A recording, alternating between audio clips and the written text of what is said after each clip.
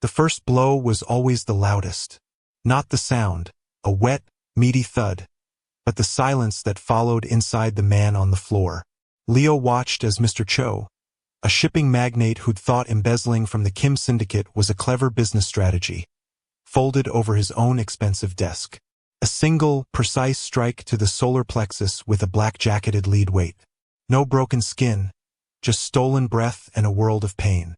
The interest, Leo said, his voice a low rumble in the plush, dark-paneled office, is no longer negotiable. He didn't raise his voice. He never did. He was a man of calculated pressure, not chaos. He placed a single sheet of paper next to Cho's twitching hand. The revised payment schedule. It wasn't a request. From the doorway, two of Mr. Kim's other associates, men with necks thicker than their heads, watched with blank respect. They were brutes. Leo was a surgeon. An hour later, in the back of a silent Mercedes, Leo scrolled through messages on an encrypted phone. His knuckles, perfectly unmarked, rested against his knee. The city outside was a blur of neon and rain, a painting he observed from behind bulletproof glass. He was the Reaper, not a nickname he chose, but one he'd earned. Accounts were settled. Debts were collected. Life was a ledger, and his job was to balance it, often in blood. His phone buzzed with a direct line. The boss. My office. Now. Mr. Kim's voice was like gravel in a silk bag. The syndicate's headquarters occupied the top 3 floors of a building that pretended to be a legitimate import-export firm. Leo walked through the sterile lobby, past receptionists who knew better than to make eye contact, and took a private elevator up. The doors opened not to an office, but to a serene Korean tea room. Mr. Kim, a compact man in his 60s with eyes like polished obsidian, was pouring tea. Lao, sit. You handle cho. He'll wire the first installment by dawn, Leo said, lowering himself onto the cushion opposite. He didn't touch the tea. Good. A messy business, but sometimes necessary. Kim slid a manila folder across the low lacquered table. A simpler matter. Small fish, but the property has potential. I want it cleared. Leo opened the folder. A standard debt collection brief. Business. Sunnyside Diner. Owner. Maya Reyes. Debt. $87,500. Collateral. The property and business. Attached was a grainy photocopy of a driver's license photo. A woman in her 50s, with warm eyes and smile lines, her dark hair streaked with gray. The world didn't tilt. Time didn't freeze. But something deep within Leo's chest, a chamber long ago sealed and forgotten, gave a faint, rusty click. He knew that face. Not from a file. Not from a surveillance photo. From a lifetime ago. From a place of cold alleyways and the smell of rotting garbage and the unbearable, gnawing emptiness of a stomach that hadn't known food in 3 days. He was 17 again. Not Leo. J. A name he'd buried. He was hiding behind a dumpster in a rain-soaked alley, shivering in a threadbare jacket, watching the golden light and steam pour from the back door of a diner. He'd been dumped in the city by a cousin who promised work and then vanished. He was starving, desperate, less than an animal. The door had opened, and she'd come out, younger, vibrant, but with those same kind eyes. She'd seen the movement, seen his hollow face peeking from the shadows. She hadn't screamed, hadn't called the cops. She'd looked at him for a long, silent moment, her expression unreadable. Then she'd gone back inside. He'd shrunk further into the shadows, heart hammering, sure his luck had run out. But she'd returned. In her hands was a thick ceramic plate, piled high with food, meatloaf, mashed potatoes, green beans. Steam rose into the cold air. Without a word, she placed it on top of a flipped milk crate, looked right at his hiding spot, gave a single, slow nod, and went back inside, locking the door behind her. It was the first human kindness he'd encountered in months. It was the only thing that had kept him from trying to steal a gun or swallow a handful of pills that night. He'd eaten so fast he'd gotten sick afterwards, but the warmth had stayed. Lao. Mr. Kim's voice cut through the memory, sharp as a razor. Leo realized he'd been staring at the photo for several seconds too long. He closed the folder, his face a mask of impassive granite. Seems straightforward. Timeline? 72 hours. The land developers are impatient. The building is in the path of a new luxury complex. If she pays, fine.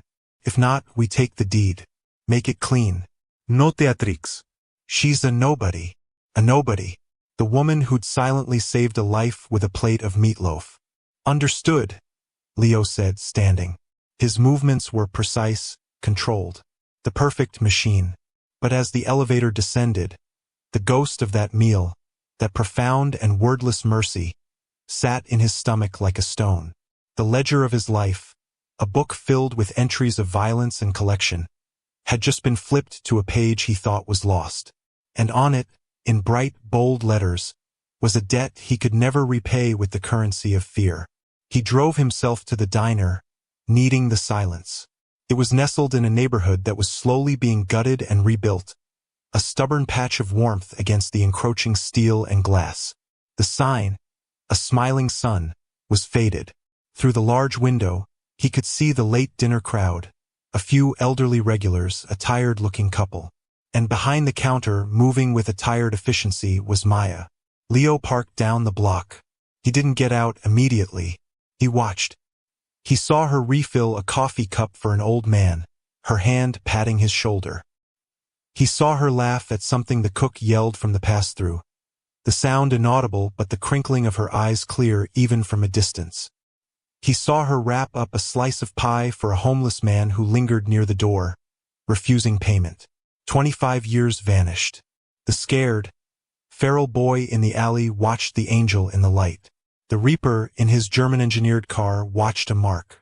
The conflict was a physical pain. His orders were absolute.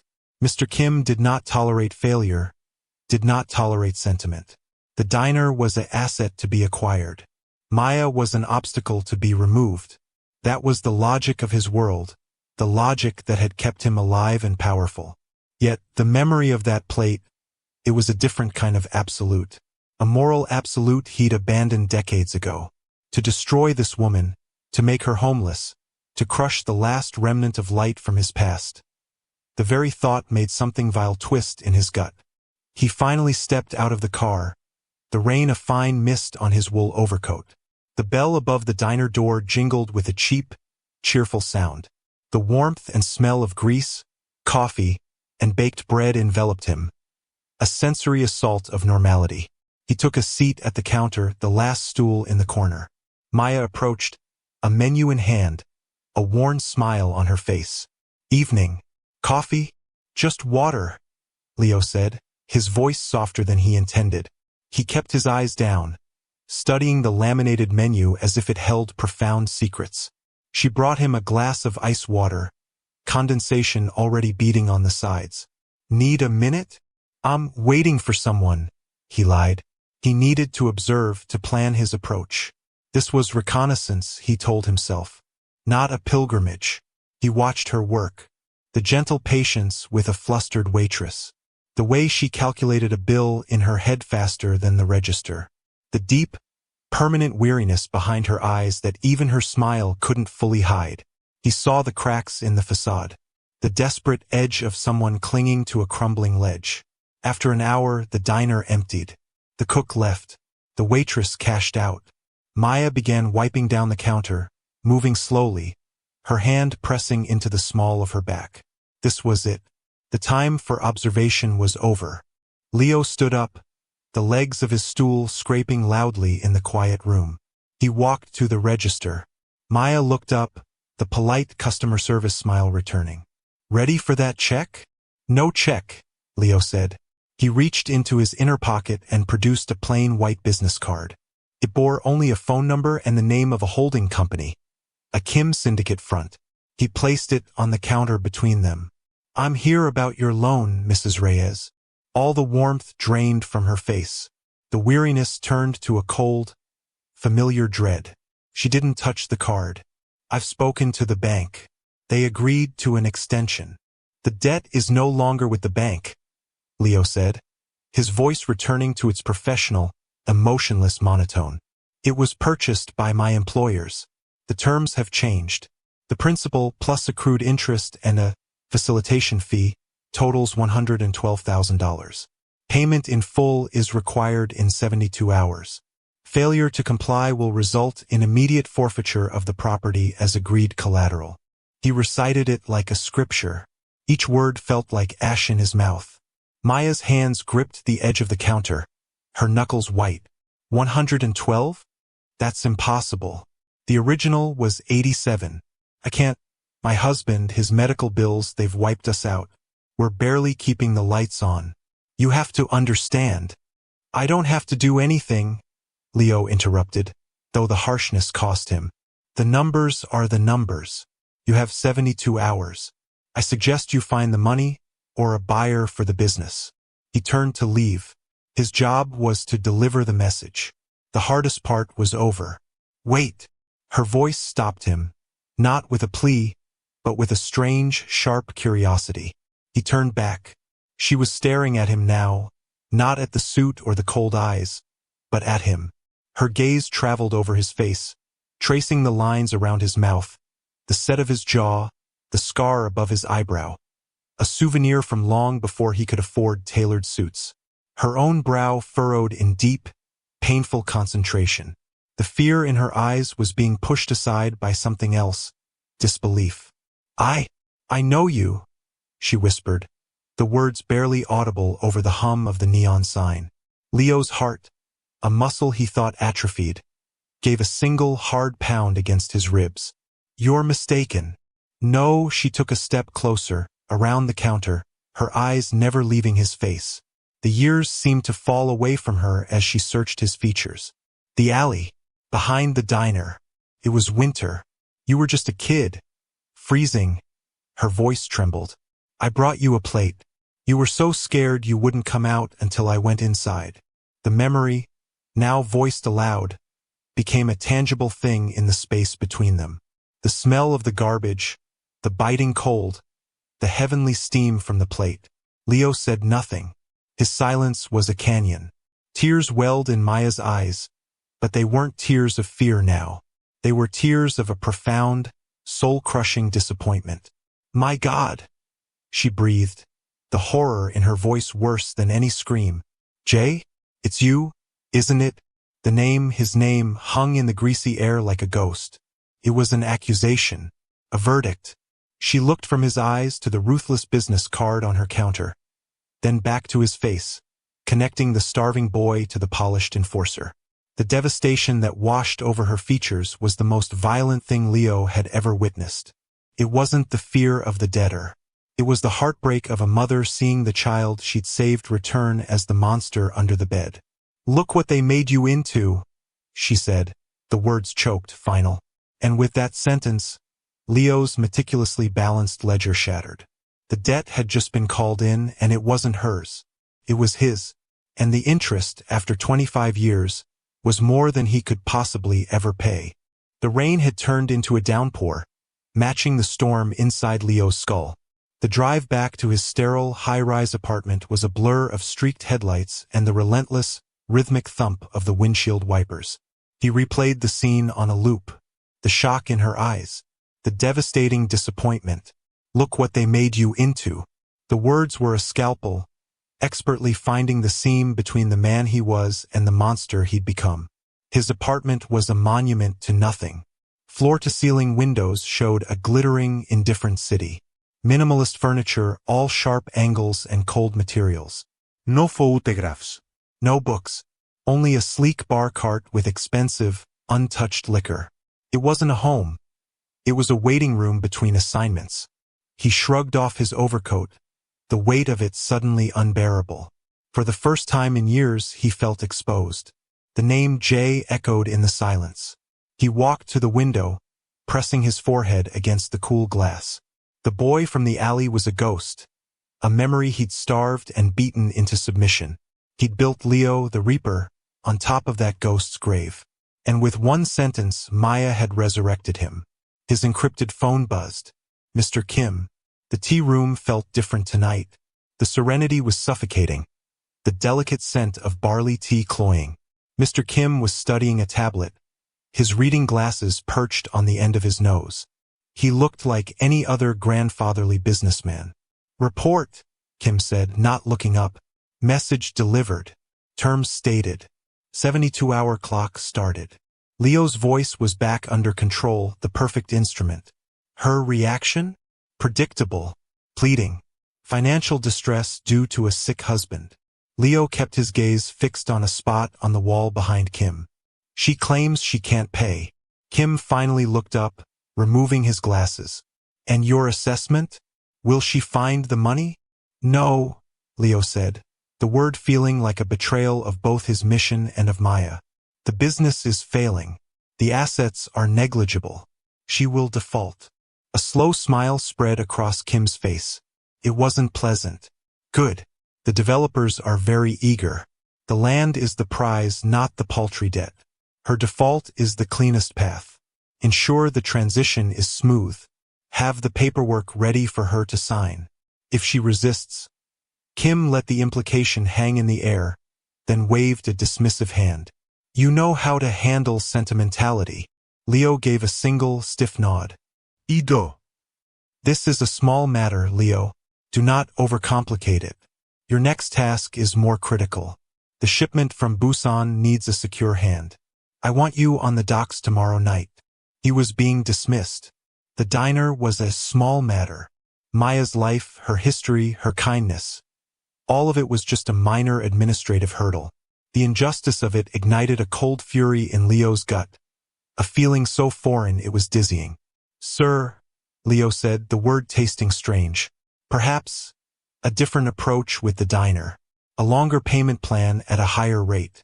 The syndicate would profit more in the long run than a one-time property flip." Kim's eyes narrowed, just a fraction. It was a glacial shift in temperature. Leo had never questioned a directive before. He had never suggested an alternative. He was a hammer. He did not debate where the nail should go.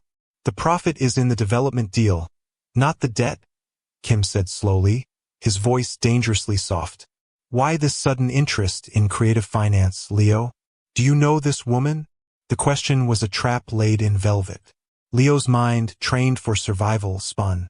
A direct lie would be suicide if Kim had him followed. A truth was unthinkable.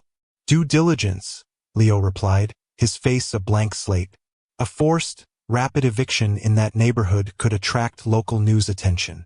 A payment plan appears more legitimate, less risky for our partners in the city council. Kim studied him for a long, silent moment. The hum of the air conditioner seemed to grow louder. Finally, he gave a slight, conceding nod. "A pragmatic point, but unnecessary. The council partners are already compensated. The news will run a story about a struggling family restaurant closing. It is sad. It is ordinary. It is not our concern. Stick to the timeline." The audience was over. Leo walked out, the feeling of Kim's gaze boring into his back. He had drawn attention to himself. He had made a mistake. Instead of going home, he drove. He found himself, an hour later, parked in the same spot down the block from the Sunnyside Diner.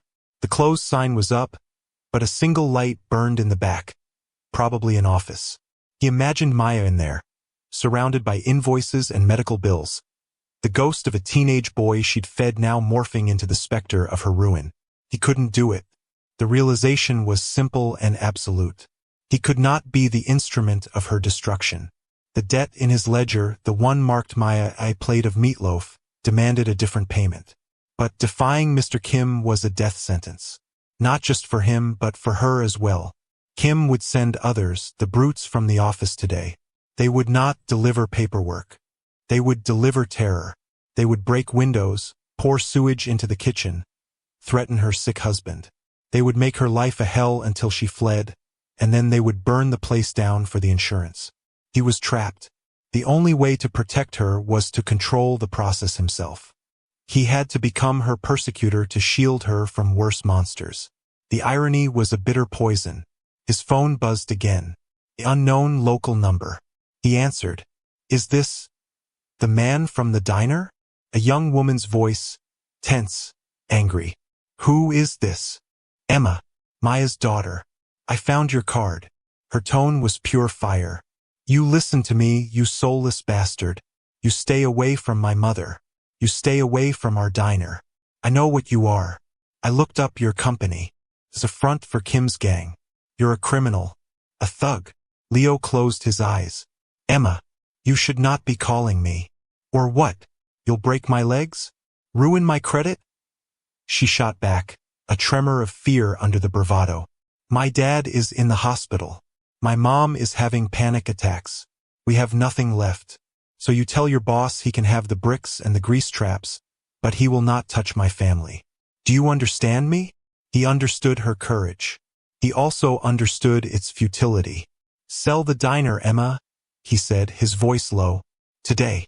Tomorrow morning at the latest. Take any offer. It's the only way out. Sell? To who? In 72 hours? Are you insane? It's the only way, he repeated, the words hollow. A clean sale settles the debt with my employers. It's the safest path. Safe? Nothing about you is safe. She was crying now, the anger dissolving into desperation. Why are you even telling me this? Is this some kind of game? He thought of the alley, of the silent plate of food. Just sell it, he whispered, and ended the call. He sat in the dark car, his breathing shallow. Emma's rage was justified. Her fear was the natural product of the ecosystem he served. He was the apex predator in that ecosystem, and he was now feeling a catastrophic pang of empathy for his prey. A plan, desperate and half-formed, began to coalesce in the gloom. He couldn't stop the machinery, but he could maybe redirect it. He needed leverage. He needed to buy time. To do that, he needed to act against the syndicate, not just for it. He started the car and drove not to his apartment, but to a different part of town, to a nondescript building housing city planning offices. He didn't go inside. He parked and made another call, to a number he'd used only for emergencies, to a man whose vice was not gambling or women, but a specific, rare vintage of bourbon that Leo made sure found its way to him every Christmas. Councilman Briggs, Leo said when the groggy voice answered. It's Leo. We need to talk. About a historical preservation order for a property in the old merchant district. Yes, tonight. He was crossing a line. With every step, the solid ground of his old life was crumbling beneath him. He was no longer just balancing the ledger. He was trying to rewrite it, and the penalty for a single erasure was death. Councilman Briggs lived in a townhouse that whispered of old money and quiet corruption. Leo was admitted by a nervous housekeeper and led to a wood-paneled study where Briggs, in a silk dressing gown, was already pouring 2 glasses of amber liquid. He didn't look happy. This is highly irregular, Leo. The hour, the topic. It stinks of desperation. Briggs handed him a glass, his eyes wary. Historical preservation? For a diner? That's not how this game is played. The zoning changes are set. The developers have their approvals. Leo didn't touch the drink. He stood, a dark statue in the cozy room. I need a roadblock, not a permanent stop. A delay. 6 months. Briggs scoffed, sinking into a leather wingback chair. Impossible. The votes are counted. The money is already spent. Kim's people and the developers, they're intertwined on this. You're asking me to sabotage my own partners. I'm asking you to find a previously overlooked historical assessment, Leo said, his voice low and steady. A structural review. An archaeological survey due to suspected Native American artifacts in the area. Paperwork. Bureaucratic molasses. Something that freezes the title and any demolition permits for 180 days. And why would I do that? Briggs asked, sipping his bourbon, watching Leo over the rim. What's in it for me, besides the wrath of your employer and a ruined reputation? Leo finally moved. He reached into his coat pocket and placed a small, unmarked USB drive on the polished desk between them. The original zoning committee votes for the waterfront project last year. Audio recordings. Transcripts. The incentives offered to certain council members, including yourself, to overlook the environmental report. Briggs's face went ashen. The glass in his hand trembled, sending tiny ripples across the surface of the liquor. That project, Leo continued, is worth $200 million. A preservation delay on a diner is a minor irritation. A scandal on the waterfront is a career-ending prison term disaster. You will choose the minor irritation. The room was silent save for the tick of a grandfather clock. Briggs looked from the USB drive to Leo's impassive face, seeing not an enforcer, but a rogue element. A loose cannon. And loose cannons were more dangerous than any planned attack. "You're blackmailing me?" Briggs breathed, a mixture of horror and disbelief. "I'm offering a trade," Leo corrected. "Your discretion for mine. You get the diner declared a temporary historical site for review. I keep the waterfront quiet. For 6 months, the Sunnyside is untouchable by law. That gives the owner time to arrange a proper sale, to settle her affairs with dignity. Kim will know it was me who filed the order. He'll come after me anyway. He'll suspect. He won't know. File it through a junior planner, someone ambitious and gullible. Leak it to a neighborhood historical society first. Create public pressure. Make it look like grassroots activism, not a fix." Leo's mind was working with a cold, strategic clarity he usually reserved for syndicate warfare. "Your job is to look annoyed and reluctantly bow to public outcry. Mine is to ensure my employer's attention is elsewhere." Briggs drained his glass, his hand shaking badly now. He was trapped, and he knew it. "You've gone mad. If Kim finds out you're doing this, he won't. Not if you're careful. Do we have an understanding?" With a look of utter defeat, Briggs gave a slow, agonized nod. "I'll have the paperwork initiated by noon tomorrow. It will take a day or two to surface. But Leo, this is a fire you're playing with. It will burn you." Leo picked up the USB drive and slipped it back into his pocket. "Just do your part, Councilman."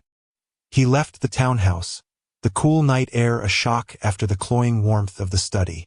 He had just committed his first true act of treason. The weight of it was immense, but beneath the dread, there was a strange, unfamiliar thread of purpose. He was no longer just collecting a debt. He was paying one. He drove to his apartment, but sleep was impossible. At dawn, he was at a discreet private bank, accessing a safety deposit box under one of his many aliases. It contained cash, passports, and untraceable bearer bonds, his retirement plan. He counted out $112,000 in crisp bills. It was a significant chunk of his escape fund, money meant for the day he finally disappeared from Mr. Kim's service. He placed the money into a plain, padded envelope. He then went to a library, used a public computer to draft a simple document, a satisfaction of debt notice for the Sunnyside diner, referencing the original loan number and stating the balance was paid in full. He forged the signature of a fictitious bank officer from the defunct lender that had originally held the note. It wouldn't hold up under serious legal scrutiny from the syndicate's lawyers, but it might create confusion by an extra day. He slipped it into the envelope with the cash. His next stop was a payphone, a relic he kept track of for exactly this kind of untraceable call. He dialed the diner. It was just after 7 a.m. Maya answered, her voice ragged with exhaustion. "It's me," he said, his voice disguised by a hand over the receiver. He heard her sharp intake of breath. "What do you want?" "There is a bus depot locker. Number 47. The combination is 18-32-05. Inside is an envelope. Use it. Pay the debt. Today." Silence. Then, a whisper filled with suspicion and a fragile, desperate hope. "Why? Why would you do that?" "The combination is 18-32-05, he repeated, ignoring her question. "Do it before noon." He hung up. He drove to the bus depot, placed the envelope in the locker, set the combination, and walked away. He watched from his car across the street. An hour later, a taxi pulled up. Emma got out, her face pale and set. She looked around nervously before approaching the lockers. She fumbled with the combination, opened the door, and pulled out the thick envelope. She peeked inside, her eyes widening in shock. She clutched it to her chest, looking around wildly, as if expecting a trap, before hurrying back to the taxi. Phase 1 was complete. If Maya used the cash to pay the syndicate's holding company, the debt would be settled. The property would be safe, at least from that angle. But he knew Mr. Kim. The land was the real target. A paid debt wouldn't stop the developers. They'd just make a new offer. And if Maya refused, the pressure would simply change form. That's where Briggs's historical preservation order had to come in, a legal shield. He reported to the syndicate warehouse for the dock assignment, overseeing the unloading of a shipping container. His mind was only half on the task, scanning the faces of the other crew, looking for any sign of unusual scrutiny. Everything seemed normal, but when he returned to his car, he found a small, almost invisible smear of fresh mud on the driver's side door handle. It hadn't been there when he'd arrived. Someone had been near his car. Not a random event. He was being watched. His phone rang. Mr. Kim. Lao. A curious thing. Kim's voice was smooth, deadly. The holding company received a wire transfer this morning. For the diner debt. Full payment plus fees.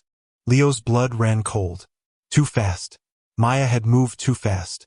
A struggling diner owner suddenly producing 6 figures in cash would raise red flags to anyone, let alone a paranoid crime lord. That's efficient, Leo managed. It is. It's also improbable. The money was transferred from a newly opened account, funded by a cash deposit made at a branch across town this morning. Kim let the information hang. You delivered the message yesterday. She pays in full today. Did you encourage her to find a sudden benefactor? The trap was closing.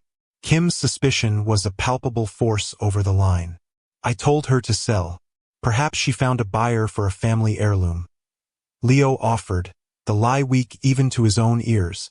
Perhaps, Kim said, the word dripping with disbelief.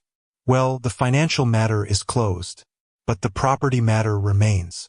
Our developers are very insistent. I'm sending a team to make a final, generous offer to Mrs. Reyes, to help her see reason.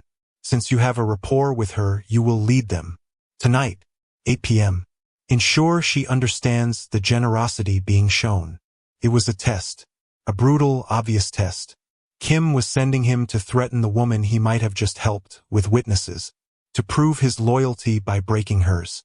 Understood, Leo said, the word ash in his mouth. Good. And Leo. Kim's tone was final. Do not disappoint me. The call ended. Leo sat in his car, his knuckles white on the steering wheel. The plan was unraveling. Kim's team would be enforcers, the brutes. Their generous offer would be a joke, followed by threats. If Maya showed them the satisfaction of debt notice, they would laugh and tear it up. They would terrorize her and Emma. And Leo would have to stand there and let it happen, or reveal himself as a traitor. He had until 8 o'clock. He had to warn them, but a direct warning would be suicide. He was out of moves, out of time. The fire Councilman Briggs had warned him about was now lit, and the flames were licking at his heels, threatening to consume everything. Maya, Emma, and the last flickering ghost of the boy named Jay. The hours until 8 o'clock were a slow-motion torture. Leo moved through his duties at the docks like an automaton, his mind screaming. Every instinct honed over 20 years of survival told him to walk away, to get on a plane, to use the remaining cash in his safety deposit box and vanish. The Reaper would have done it without a second thought.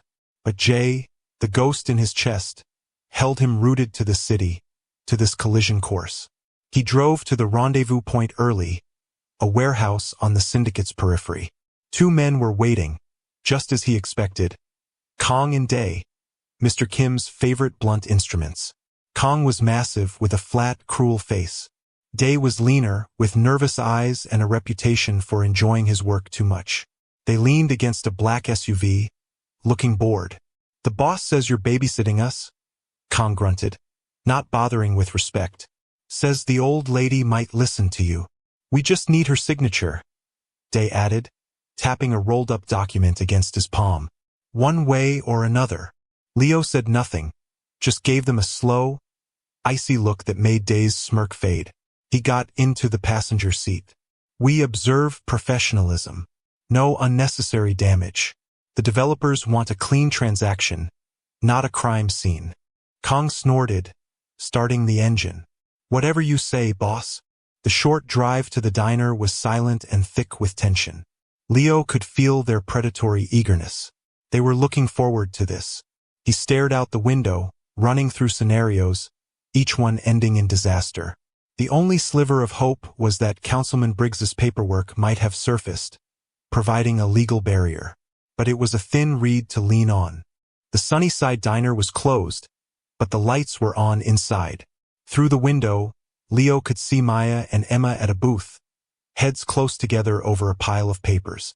His envelope of cash, now empty, sat on the table between them. They looked up as the SUV crunched to a halt in the gravel parking lot. Showtime, Day chirped, popping his knuckles. Leo exited the car first, his posture imposing, his face a mask of cold authority. Kong and Day flanked him, their presence instantly transforming the quiet lot into a threatening space. Maya stood up, her body rigid. Emma moved to stand beside her mother, her jaw set, her eyes blazing with a fear she was trying desperately to transmute into anger. Leo didn't let them speak first. He had to control the narrative. Mrs. Reyes, we're here to discuss the future of your property. We paid the debt, Emma spat out, stepping slightly in front of her mother. We wired the money this morning. It's done. You have no business here. Kong chuckled, a low, unpleasant sound. The money was received. And refused. Emma's defiance faltered. Refused? What are you talking about? Leo kept his eyes on Maya, who was watching him with that same devastatingly sad understanding. The debt to the financial holding company is settled, he stated, his voice devoid of inflection. But the offer on the property itself is a separate matter. My employer's development partners wish to purchase this land. They are making a final, generous offer. He nodded to Day, who unrolled the document and slapped it down on an empty table near the door. Generous. Maya finally spoke, her voice quiet but steady. She walked over, not looking at the thugs, but keeping her eyes on Leo. She glanced at the purchase agreement. The number was a fraction of the land's true value. This is theft. It's a lifeline, Kong boomed, taking a step forward, his bulk intimidating. You take this, you walk away with something. You refuse. He let the threat hang, looking pointedly at the large front window. We are not selling, Emma said, her voice shaking. Day moved then, swift and fluid. He didn't go for them. He walked behind the counter, grabbed a ceramic mug from a hook, and examined it. Then, with a casual flick of his wrist, he threw it against the brick wall beside the grill. It exploded in a shower of white fragments. Emma flinched. Maya didn't move a muscle, her gaze still locked on Leo. It was a silent plea, not for mercy, but for him to stop this. To be the man she thought she'd saved. Professionalism, Leo said, the word cutting through the air. He glared at Day. That was unnecessary. Just clarifying the alternatives, Day said, smiling. The alternative, Kong said, leaning on the table with the document, is we come back tomorrow, and the next day, and the day after that. The health inspector will find rats. The gas company will find leaks. Your husband's hospital might hear about some unfortunate, unfounded allegations regarding his medication. He leaned closer to Maya. You will beg us to take this place. Leo watched the color drain from Maya's face. The threat against her sick husband was the masterstroke. He saw her resolve begin to crack, her shoulders slumping under the weight of it all. This was the reality of his world. This was what he had delivered to her doorstep. He had to do something. Anything. He stepped between Kong and Maya. Enough. She understands the offer. He turned to Maya, and in his eyes, for the briefest second, he tried to communicate something. Apology, desperation, a warning. Take the night. Consider it. We will return for your answer tomorrow. He was trying to give her time. Time for Briggs's order to materialize. Time to run. But Kong wasn't having it. The boss said tonight, we're not leaving without a signature or a demonstration. He looked past Leo to Maya. Sign the paper, lady. No, Maya whispered. Kang's face darkened. He gestured to Day. Start with the front. The big window is a good place. Day grinned, pulling a small, weighted baton from his coat. Stop, Leo commanded, his voice ringing with an authority that made both men pause. We are not vandals. We are here to conduct business. Your business is soft, Kang sneered, turning his aggression towards Leo.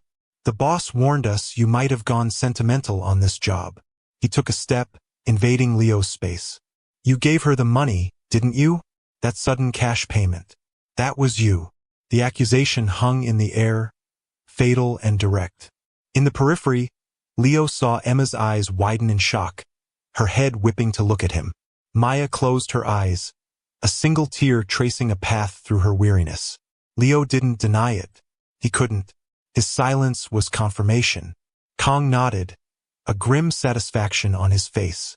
Traitor. He moved fast for a big man, a fist like a ham shooting out towards Leo's head. Leo had expected it. He ducked under the blow, driving his own fist into Kang's exposed kidney. Kang grunted in pain, but swung a backhand that caught Leo on the shoulder, staggering him. Day lunged, baton swinging. Leo sidestepped, grabbing Day's wrist and twisting hard. There was a sickening pop, and Day screamed, the baton clattering to the floor. It was chaos. Emma screamed, pulling her mother back towards the kitchen. Kang, enraged, charged like a bull, overturning a table. Leo was a whirlwind of efficient violence, but he was fighting two trained enforcers in a confined space. A lucky swing from Kang's fist grazed his temple, stars exploding in his vision. He retaliated with a knee to the gut and an elbow to the spine, driving Kang to the floor. He turned, breathing heavily, to see Day, clutching his broken wrist, scrambling for the fallen baton with his other hand. And beyond him, Emma was on the phone, her voice hysterical. Yes, police. The Sunnyside Diner. They're breaking in. They're attacking us. Police. That complicated everything. For the syndicate and for him. Suddenly, headlights swept through the broken front window, painting the wrecked diner in stark light. A car skidded to a halt outside. Not a police car. Slik sedan. The driver's door opened, and Councilman Briggs hurried out, a folder in his hand. He took in the scene. The shattered mug, the overturned table, the two syndicate men on the ground, Leo standing amidst the wreckage, and his face paled. But he didn't run. He held up the folder like a shield. I have it. The temporary preservation order. It was filed this afternoon. This property is under a city-mandated historical review. Any sale or demolition is frozen for 6 months. He thrust the paperwork at Leo, his hands shaking. For a moment there was silence. Kang, pushing himself up from the floor, glared at the councilman with pure hatred. Day whimpered, cradling his wrist. Leo took the folder. It was real. Official city seals. It was the shield he'd tried to forge. But as he looked from the paperwork to Kang's furious, knowing face, he understood with chilling clarity. This wasn't a victory. It was a death warrant. Briggs had been followed. Or Kang had already reported his suspicions. This scene, the fight, the councilman's arrival, the preservation order, it was all the proof Mr. Kim would need. He had failed. He had protected the diner for maybe a night, but he had exposed himself completely. And in doing so, he had made Maya and Emma targets of a much more personal, much more vicious wrath. Sirens wailed in the distance, growing closer. Kang spat blood on the linoleum, his eyes never leaving Leo's.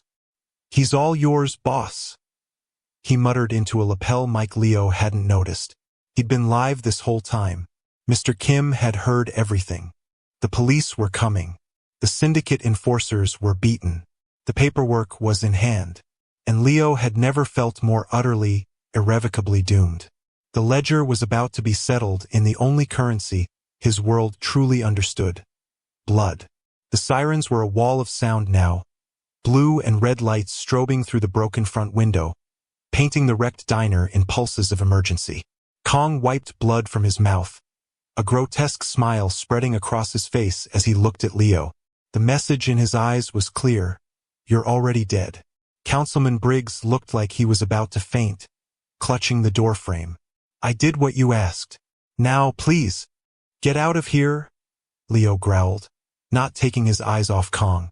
Before the police have your name, go. Briggs didn't need telling twice.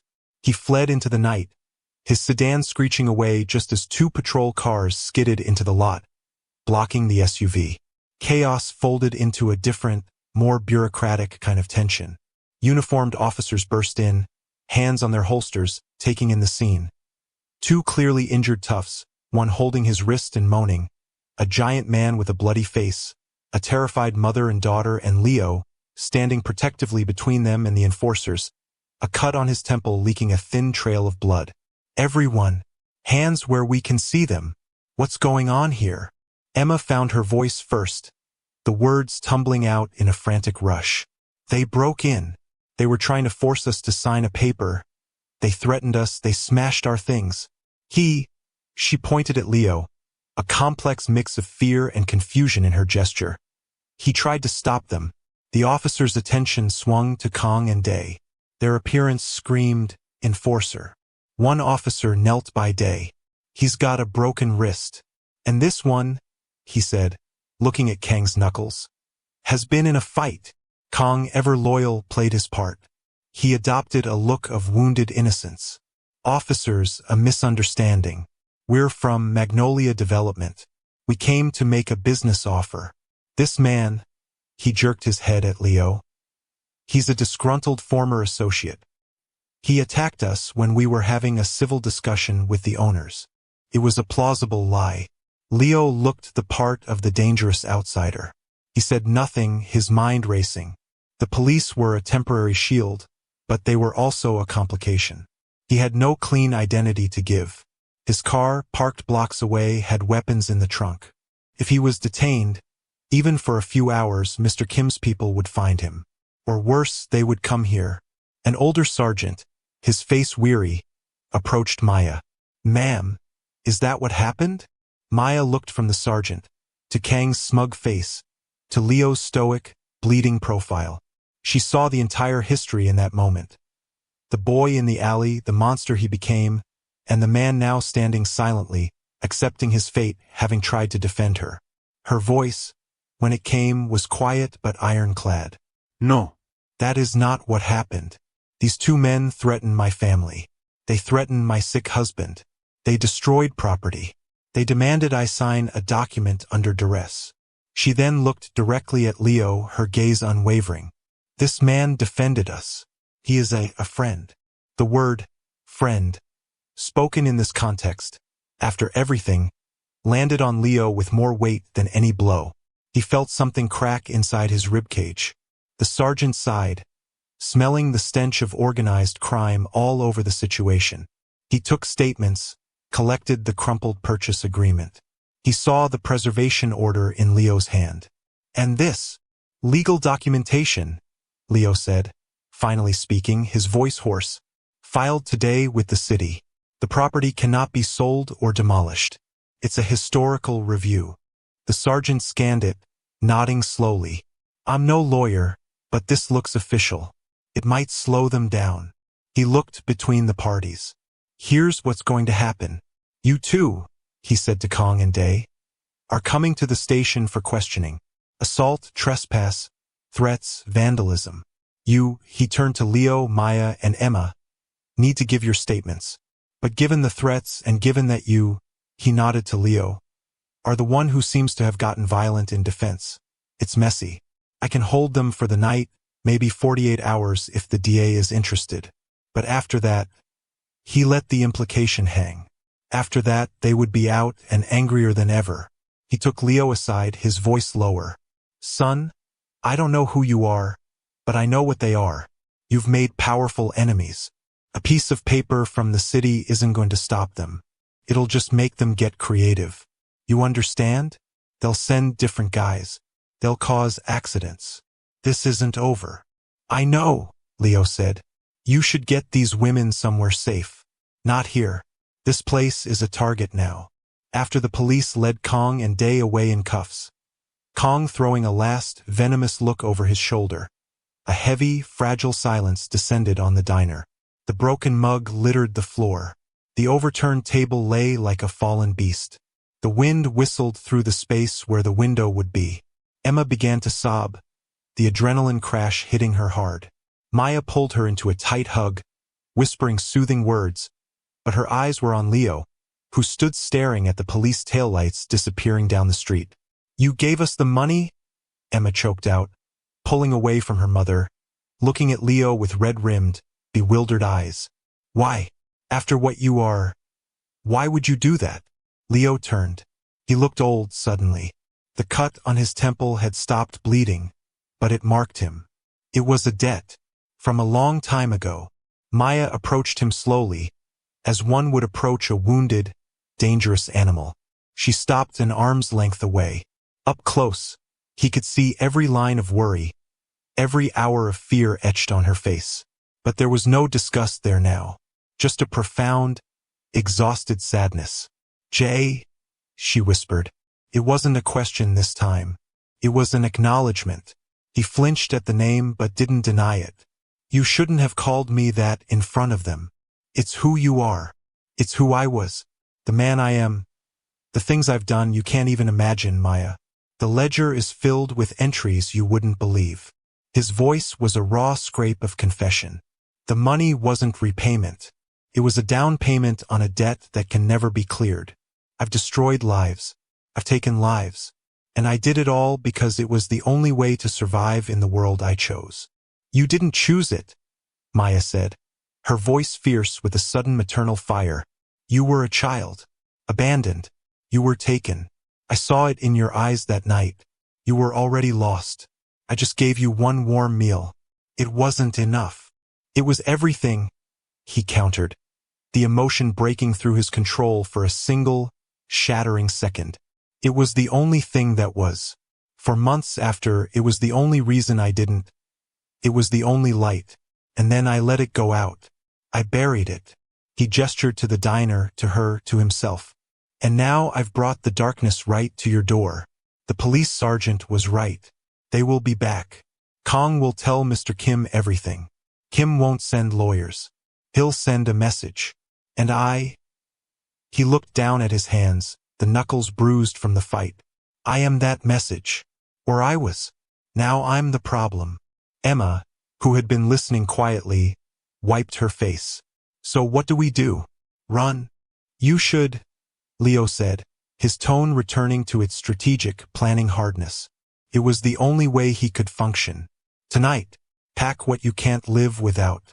Take your husband from the hospital. Disappear. Use the money you have left. Go across the country. Change your names." "And you?" Maya asked. "I'll be the diversion. I'll make it clear I acted alone. That I coerced the councilman, that I forced you to take the money. I'll lead them on a chase. It will give you time." "To what?" Maya cried, her composure finally breaking. "To live looking over our shoulders for the rest of our lives? To abandon our home, my husband's doctors, everything we've built? This diner is all we have left of our life before he got sick. It's our memory. You want me to just burn it? I want you to live." Leo's shout echoed in the hollow space, startling them all. He took a shuddering breath. "You have to live. Because that boy you fed in the alley? He died a long time ago. But the fact that you are still here, that you're still kind in a world that grinds kindness to dust, it means he didn't die for nothing. You have to survive. You and Emma. That's the only way any of this makes sense." The three of them stood in the wreckage, a triangle of impossible choices. Run and be hunted. Stay and be destroyed. Fight and almost certainly lose. It was Emma who broke the stalemate. She walked to the back office and returned with a first aid kit. She wordlessly approached Leo, gestured to the cut on his temple. He stiffened but allowed it. She dabbed at it with antiseptic, her touch surprisingly gentle. "You're wrong, you know," she said quietly, not looking at his eyes, focusing on her task. "About the light going out. Didn't. He's still in there. The boy who was saved. Because the man who was saved just fought two monsters for us. A monster doesn't do that. A monster doesn't give away his own escape money. She placed a bandage over the cut. So maybe we don't run. And maybe you don't just become a target. Maybe we fight. Together. Leo looked at her, then at Maya, who was watching her daughter with a dawning, terrified pride. You don't know what you're saying, Leo said. You don't know what fighting them means. Then tell us, Maya said, squaring her shoulders. Tell us what we're up against. Not as the Reaper to his victims, but as Jay to the people who finally see him.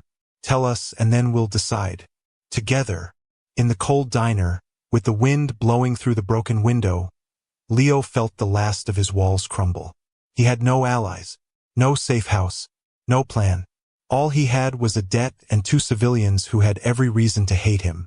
And yet, they were offering him not just forgiveness, but a place to stand.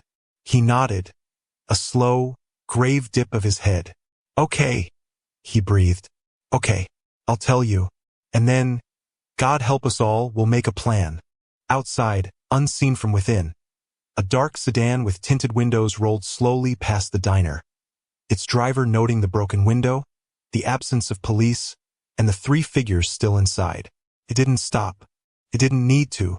The message was already received. The hunt was now officially on. The telling took an hour.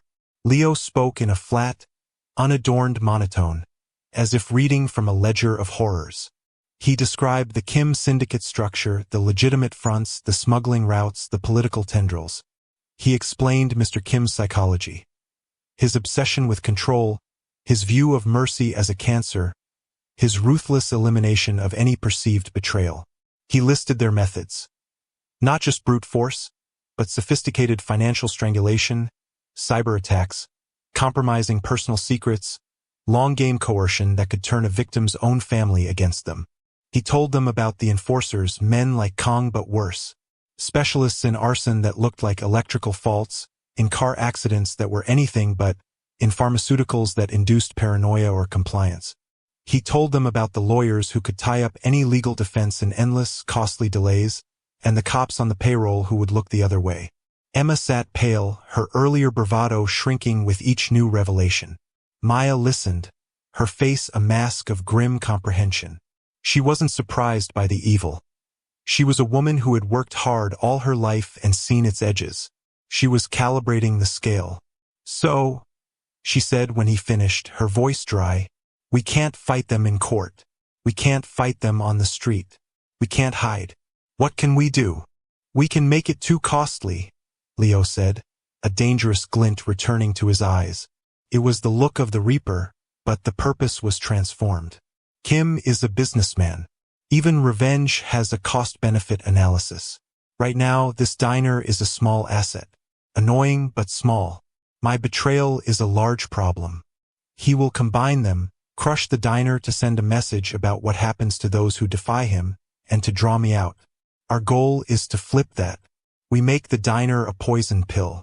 We make defending it so expensive, so public, so damaging to his other operations, that writing it off becomes the smarter business move. How? Emma asked, leaning forward. First we fortify, Leo said, standing and beginning to pace, his mind clicking through scenarios. The historical order is our shield, but we need a sword. We go public. Not just a paperwork leak. A story. He took Maya's phone and navigated to a local news tip line. We give them a narrative. The struggling, beloved family diner, run by a woman caring for her sick husband, being harassed by shadowy developers after a city order protects it. We show the broken window. We name Magnolia Development, the syndicate front Kong mentioned. We get the neighborhood historical society shouting. We get it on the local news. Kim hates light. They'll just send more men in the night, Emma said. Which is why we won't be sleeping here, Leo said. But we will make it a trap. He outlined the basics. Cameras not hidden but obvious. Motion-activated lights everywhere. A direct panic button to the police station, not just 911. He would reach out to the one semi-honest detective he knew of, a man named Russo who hated the syndicate's grip on the city, and feed him everything. Kong and Day's arrest, the threats, the forged purchase agreement. It's a start, Maya said. But it's a delay. You said it yourself. They'll just get more creative. That's where I come in, Leo said, stopping his pacing. His expression was bleak. I am the primary target. I need to become an active threat. Not just a traitor hiding behind two women. I need to hit Kim where it hurts. His operations. His money. That's suicide, Emma exclaimed. It's diversion, he corrected. While he's focused on hunting me, his resources for harassing you are diminished. And if I can damage him enough, the diner becomes an irrelevant side project. He looked at Maya. I need access to your husband's hospital room. Maya went cold. What? Why? Because it's the one place they've already threatened. It's a vulnerability they'll exploit, which means it's a place I can intercept them. I can't be everywhere. I can be there. If they send someone to lean on your husband, I'll be waiting. And I'll send that person back with a message of my own. The plan was taking shape, brutal and full of holes, but it was a plan. They spent the next frantic hours executing Phase 1. Emma called a glazier Leo vouched for, a man who asked no questions and installed reinforced laminate glass. Leo made a call to a discreet security supplier and paid in cash from his dwindling reserves for a suite of cameras and sensors. Maya sat at the computer, drafting a powerful, emotional plea to the local news, her fingers flying over the keys with a lifetime of pent-up frustration. Just before dawn, as the new window was being fitted, Leo's encrypted phone vibrated. It wasn't a call. It was a single, untraceable text message from a relay server. The dock warehouse. 4 Uhr nachts. Come alone. A final audience. K. Mr. Kim. The summons was not a request. It was a test bordering on an execution order. Going was insanity. Not going was an admission of guilt and would bring immediate, overwhelming retaliation. Leo showed the text to Maya and Emma in the back office. He knows I'm compromised. This is a trap. But it's also an opportunity. To walk to your death. Maya grabbed his arm, her fingers tight. You can't. If I don't, they come here at full strength within the hour. If I do go, I have a chance to misdirect, to plant seeds of doubt. If I can convince him Kong is overreacting, that I was just using unorthodox methods to secure the property, it might buy us the day we need to set up the public story and the security. He won't believe you, Emma said flatly. Probably not. But I have to try. It's the only move that doesn't start an immediate war. He carefully pried Maya's hand from his arm. Her touch was warm, felt like a brand. Lock up behind the glazier. Activate the cameras when they're installed. Do not open the door for anyone. If I'm not back by sunrise, assume the war has started anyway. Use the panic protocol. Call Detective Russo. Get to the safe location I texted you. He didn't say goodbye. He simply turned and walked out into the pre-dawn gloom, the sky a sickly purple. He drove towards the waterfront, towards the labyrinth of warehouses where he'd overseen so many illicit shipments. He parked a quarter-mile away and approached on foot, his senses hyper-alert. The dock was eerily quiet. The only sounds the lap of dirty water against pilings and the distant moan of a foghorn. Warehouse 7B, the main syndicate distribution point. The large rolling door was slightly ajar. A sliver of pale light spilled out. Leo paused, listening. No voices. No machinery. Just silence. He pushed the door open just enough to slip inside. The cavernous space was illuminated by a single hanging work light over a cleared area in the center. Crates were stacked high into the shadows, creating canyon walls of anonymous cargo. Under the light, in a simple folding chair, sat Mr. Kim. He was alone. He was sipping tea from a thermos. He looked like a man waiting for a bus. Leo, he said, his voice echoing slightly in the vast space. You came. I wondered if you would. You summoned me, sir. I did, because I received a very concerning report from Kong. Before his unfortunate detention by the police. He claims you attacked him and Day to protect the diner owner. He claims you have a personal connection. He claims you paid her debt. Kim took a slow sip. These are serious allegations. Leo walked forward, stopping 10 feet from the light's edge, remaining in the semi-darkness. Kong is an idiot. His methods were crude. He was escalating a simple property acquisition into a police matter. I intervened to maintain control. The payment was a strategy. A satisfied debtor is less likely to seek external help or attract media attention. We get the property faster, cleaner. Kim was silent for a long moment. A strategy. You gave her over $100,000 of your own money as a strategy. An investment, to be recouped from the developer's final purchase bonus. A calculated risk to ensure a smooth transfer. And the councilman, Briggs? He just happened to arrive with a preservation order at the perfect moment? Another part of your calculation. Leo's blood went cold. Kim knew about Briggs's direct involvement. The trap was already sprung. I utilized an asset to create a legal barrier that would discourage other potential bidders, making our offer the only viable path. It backfired slightly with the timing. Mr. Kim placed the thermos cap back on with a soft click. The sound was final. You were always my best, Leo. The most intelligent. The most ruthless. You understood the ledger. Kim stood up, his small frame looking frail under the light, but his presence filled the warehouse. That is why this is so disappointing. You are lying to me, and you are lying badly. From the darkness between the crates to the left and right, figures emerged. Not just 2 or 3, 6, 7, all armed. Not with bats or knives, but with pistols fitted with suppressors.